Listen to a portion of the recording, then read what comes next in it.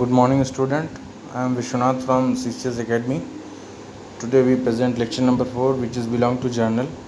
ठीक है, आज हम जर्नल में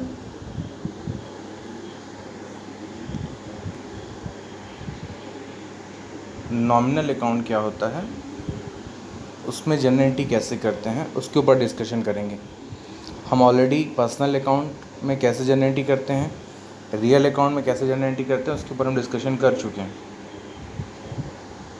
ठीक, तो अब हम लोग नॉमिनल अकाउंट में कैसे जनरेटिंग करते हैं उसके ऊपर डिस्कशन कर लेते हैं। तो सबसे पहले हम एक बार फिर से बता दें कि नॉमिनल अकाउंट किसे कहते हैं। Which account is related to any expense और loss and gain and profit, it's call nominal account. जो खाता किसी खर्चे या हानि और गेन और प्रॉफिट प्राप्ति या लाभ से बिलोंग करता हो उसको हम क्या बोलते हैं, नॉमिनल अकाउंट। मतलब जो भी अकाउंट किसी एक्सपेंस या लॉस या किसी प्रॉफिट या गेन से बिलोंग करता है उसको हम लोग बोलते हैं नॉमिनल अकाउंट। हम लोगों ने स्टार्टिंग में बोला था कि नॉमिनल अकाउंट को हम दो कैटेगरी में डिवाइड करके पढ़ेंगे।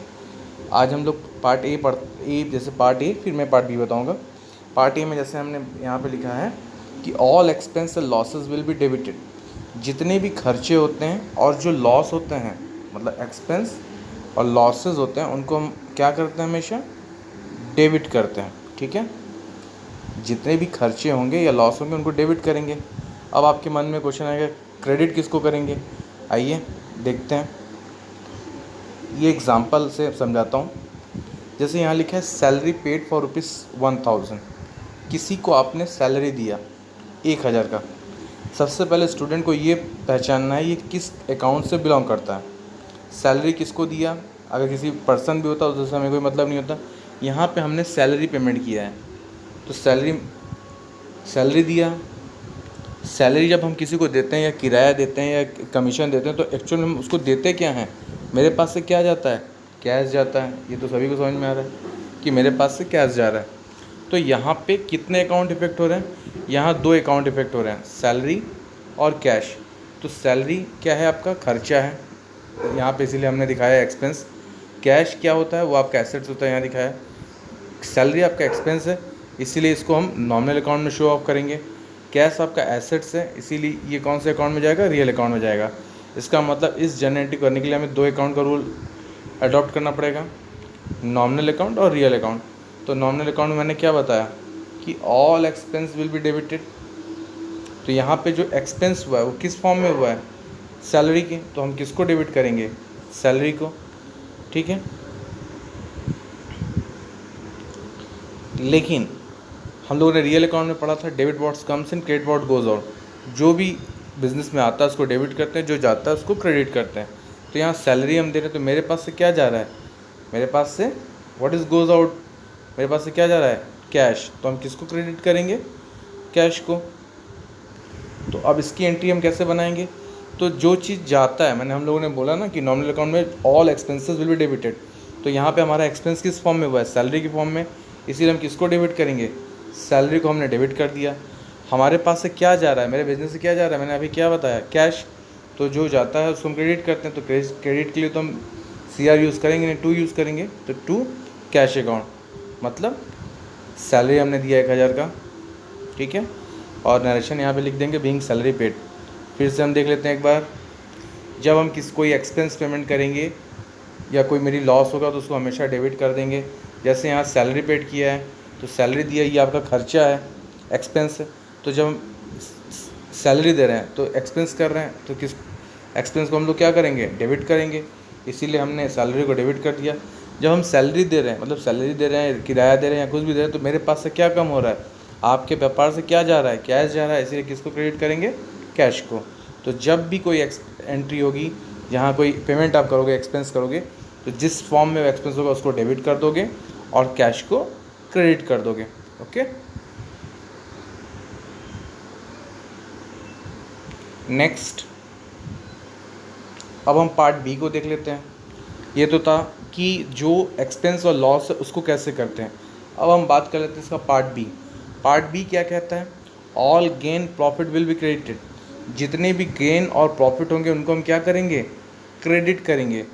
ठीक है, फॉर एग्ज़ाम्पल जैसे वहाँ पे हम लोगों ने सैलरी दिया, यहाँ पे हमको रेंट मिला, रेंट रिसीव फॉर ₹7,000। जैसे कि हमारी कोई, मेरे पास कोई कमरा है, मैंने उसको किराए पे दिया हुआ है और किराएदार ने मुझे 7,000 का पेमेंट किया। ठीक है, तो यहाँ पे कितने अकाउंट इफेक्ट हो रहे हैं, यहाँ पे भी 2 अकाउंट इफेक्ट हो रहे हैं ना। किराया दिया तो किराया के रूप में वो किराया जब दे रहा है तो वो क्या दे रहा है, एक्चुअल में कैश दे रहा है मुझे तो मिल रहा है कैश, लेकिन वो किस फॉर्म में मिल रहा है, रेंट के फॉर्म में मिल रहा है ना। तो यहाँ पे कितने अकाउंट इफेक्ट हो रहे हैं, 2 अकाउंट आपके इफेक्ट हो रहे हैं। एक हो गया रेंट और दूसरा हो गया कैश।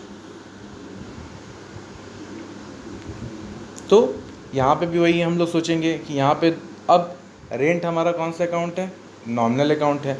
कैश हमारा कौन सा अकाउंट है, रियल अकाउंट है। रूल हम लोगों ने अभी बताया, gain profit will be credited. तो जो गेन हो रहा है, मतलब हमको किस चीज़ का गेन हो रहा है, हमें किराया मिल रहा है, तो गेन का फॉर्म क्या है, रेंट का फॉर्म, रेंट के फॉर्म में मिल रहा है, वो गेन हो रहा है। तो किसको हम क्रेडिट करेंगे, रेंट को। और रियल अकाउंट में हम लोगों ने पढ़ा, debit what's comes in, credit what goes out. तो हमारे पास से कुछ तो जा नहीं रहा है, लेकिन मेरे पास क्या आ रहा है, what is come in my business, cash. तो हम किसको डेबिट करेंगे, कैश को। ठीक, अब हम इसका एंट्री क्या बना देंगे, मेरे पास क्या आया, कैश आया, तो कैश अकाउंट डेबिट किस फॉर्म में आया, किराए के फॉर्म में आया, तो हम किसको क्रेडिट कर देंगे, क्योंकि अभी हम लोगों ने बताया कि all gain and profit will be credited तो टू रेंट अकाउंट। तो cash account debit 7,000 to rent account. ठीक है, बीइंग या रेंट रिसीव। तो अगर आपको जब भी कोई किसी से पैसा रिसीव होगा, इससे हम लोग देख लेते हैं, अगर कोई पैसा रिसीव होगा उस कंडीशन में एक्चुअल में मेरे पास क्या आ रहा है, कैश आ रहा है, और वो किस फॉर्म में आ रहा है ये आपको देखना पड़ेगा। ठीक है, अगर आप नहीं देखोगे तो आपको प्रॉब्लम हो जाएगी। अगर मान लीजिए इसी क्वेश्चन में अगर ये लिखा होता कमीशन रिसीव, ठीक है, अगर हम लोगों ने लिख दिया होता कि कमीशन रिसीव फॉर ₹7,000, तो कमीशन के फॉर्म में मेरे पास आ क्या रहा है, एक्चुअल में कैश आ रहा है। तो वहाँ पे क्या करते हैं, कैश को तो डेबिट करते ही करते हैं, लेकिन वो किस फॉर्म में आ रहा है, कमीशन। तो यहाँ रेंट की जगह हम लोग फिर क्या यूज़ करते हैं, टू कमीशन। ठीक है, फिर अगर मान लो ये लिखा होता कि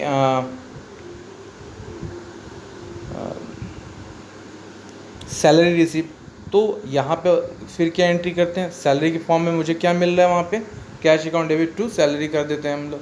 ठीक है, आई होप आपको अब कोई प्रॉब्लम नहीं होगी। Thank you.